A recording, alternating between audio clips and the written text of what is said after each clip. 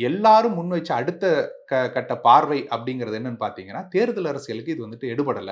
இவர்களுடைய பார்வைங்கிறது தேர்தல் அரசியலுக்கு எடுபடல. ஒரு சதவீதத்தில தோத்துட்டாங்க. இனிமே அடுத்ததுல வந்துட்டு அவர்களுக்கு இருக்கிற ஒரே ஆப்ஷன் கட்சிய கலைச்சுட்டு போயிரணும். இல்லன்னா இன்னொரு கட்சியில கூட்டணி போய் சேர்ந்து 1 சீட்டோ, 2 சீட்டோ வாங்கிக்கலாம். அப்படிங்கிறது தான் எல்லாரும் முன் வச்ச கருத்து. ஆனா, நாம் தமிழ் கட்சி மீண்டும் அந்த சோதனைகளை எப்படி அவங்க வந்துட்டு எதிர்கொண்டாங்க அப்படின்னா, இல்லை மீண்டும் நாம் தனித்தே போட்டியிடுவோம். எங்களுடைய கருத்தியல் என்பது இந்த மக்களுக்கானது. இந்த மக்களுக்கு கொண்டு போய் சேர்க்க வேண்டியது எங்களுடைய கடமை.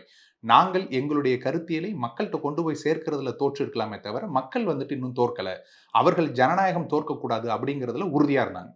அப்ப அடுத்த கட்ட தேர்தல்லயும் போட்டியிடும்போது, அதில் இன்னும் ஒரு கட்ட பாய்ச்சலாக நீங்க என்ன பண்ணாங்க அப்படின்னா, ஆணும் பெண்ணும் சமம்னு சரிக்கு சமமாக 20 ஆண்கள், 20 பெண்கள்னு வந்துட்டு நிறுத்தி நாடாளுமன்ற தேர்தலை நாம் தமிழர் கட்சி போட்டியிடுகிறது. அப்ப எல்லாருமே சொன்னது என்னன்னா, 1.1 வாங்குன கட்சி எந்த விதத்திலயும் வளர்ந்ததாக சரித்திரமே இல்ல. இந்திய அளவுல வந்துட்டு ஒரு கட்சி அப்படி வளர்ந்திருக்கு அப்படிங்கிறது சரித்திரமே இல்ல. அதனால வந்துட்டு அப்படி ஒரு வரலாற்று நிகழ்வே இல்ல. அதனால உங்களாலலாம் வளர முடியாது.